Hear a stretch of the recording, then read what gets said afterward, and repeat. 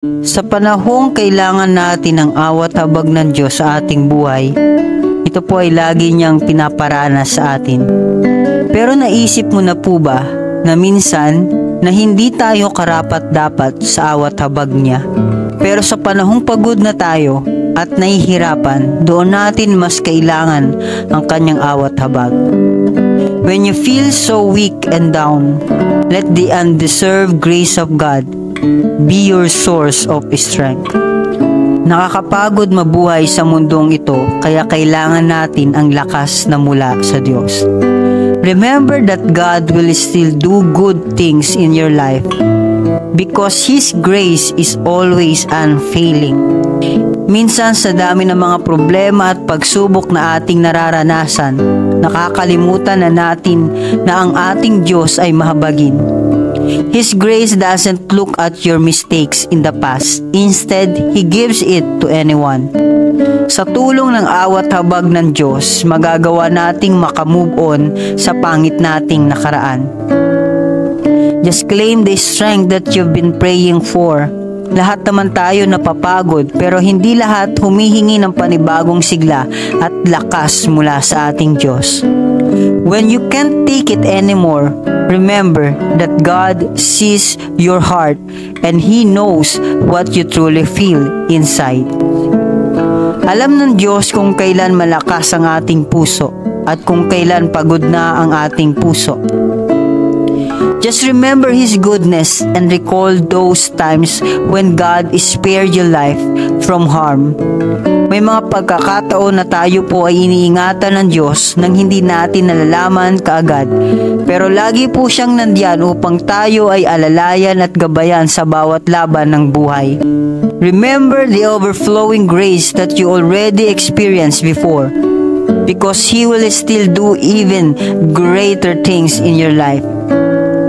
Minsan nakala natin tapos na ang Diyos sa buhay natin, lalo na sa panahong pagod na tayo or tayo po ay nasasaktan. Dahil ang Diyos po ay mahabagin, patuloy niyang ipinaparanas sa atin ang kanyang awat habag. We live by grace. Kung hindi po tayo kinabagan ng Diyos, siguradong wala tayo ngayon sa mundong ito. Alam ng Diyos kung kailan tayo pagod o kung kailan tayo masasaktan o magkakamali.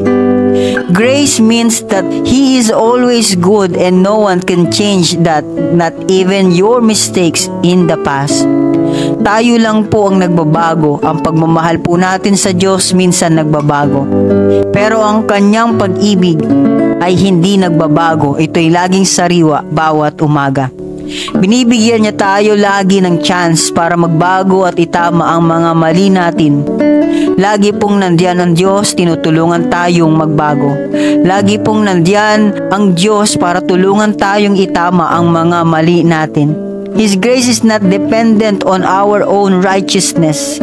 God simply gives us the things that we don't even deserve. Hindi naman natin deserve ang kanyang anak na si Jesus, pero binigay niya pa rin sa atin para ihandog dahil sa ating mga kasalanan. Ibinigay niya ang kanyang nag-iisang anak kahit hindi naman natin hinihingi. So do not look at the past. Do not think that God will not help you because of what you did before. God is gracious enough. He loves you no matter what. You just receive His love in your life. Sino po tayo para tanggihan ang tunay at wagas na pagmamahal ng Diyos para sa atin? Ito po ang klase ng pagmamahal na kaya tayong baguhin. Ito po ang klase ng pagmamahal na kayang pagandahin ang ating pangit na buhay. Remember that He will be your courage. You will rise up not because of your own actions, but because of the grace of God. Napakahalaga po na maunawaan natin na ang dahilan kung bakit tayo nagpapatuloy sa buhay kahit marami tayong mistake na ginawa, ito po ay dahil sa awat habag ng Diyos sa atin. At dahil sa tulong ng awat habag ng Diyos at dahil sa pagnanais nating matuto, nakikita natin na unti-unting nababawasan ang mga mali nating nagagawa. So do not be dismayed about your situation. Alam ng Diyos na hindi natin kayang mabuhay ng perpekto sa mundong ito. Sapat na sa Diyos ang makita niya tayong willing matuto at willing magbago. God will still do great things in your life. Tayo pong mga tao minsan napapagod gumawa ng mabuti sa ating kapwa, pero ang ating Diyos simula nang nilikha niya ang mundo, patuloy siyang gumagawa ng mabuti sa lahat ng tao. Tayo pong mga tao, may limitasyon lang ang kakayahan nating gumawa ng mabuti, pero hindi ang Diyos. Sa isang salita niya lang maraming pwedeng magbago sa buhay natin. Kaya patuloy po tayong magtiwala at magsikap na sumunod sa kanyang kalooban kahit minsan parang nahihirapan na tayo. Even if we failed Him, sometimes God will remain faithful to us because He loves us too much to abandon us.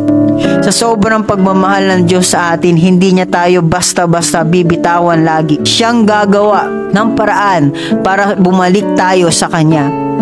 Alam kong hindi tayo karapat-dapat sa kanyang awat habag, pero alam ko rin pong hindi mahalaga sa Diyos kung sino ang karapat-dapat at kung sino ang hindi karapat-dapat. Basta gusto niya lang tayong kahabagan at bigyan ng chance para itama ang mali sa ating buhay.